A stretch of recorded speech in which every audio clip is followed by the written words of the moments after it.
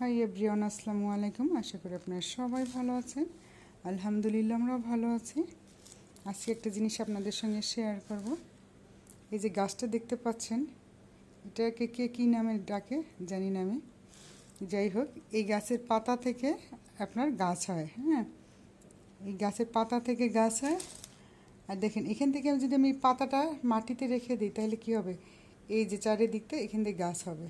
তাই আপনাদের সঙ্গে শেয়ার করবো। আমি এই গাছটার পাতাটা ফেলে রাখছি আজকে অনেক দিন হয়েছে, তাও মনে হয় 1 মাস কি 1.5 মাস এরকম হয়েছে। তাহলে চলুন আপনাদেরকে দেখাচ্ছি গাছের পাতা থেকে কিভাবে গাছ হয়। এই যে দেখতে পাচ্ছেন, এই গাছের পাতাটা দেখেন, এইখানের গাছের পাতাগুলো একদম শুকিয়ে জর্জর হয়েছে। আল্লাহর কি কুদরত দেখেন। সে কিন্তু দেখেন গাছের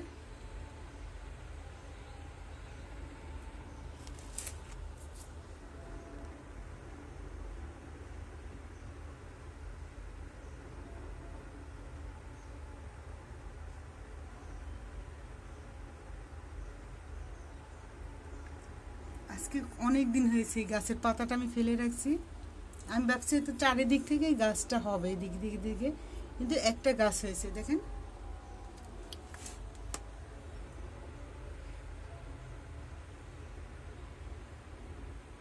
আপনারাও যারা এরকম আছেন, গাছ একটা কিনলে বাস এইখান থেকে একটা পাতা নিয়ে বাস এরকম আপনারা লাগাতে পারেন।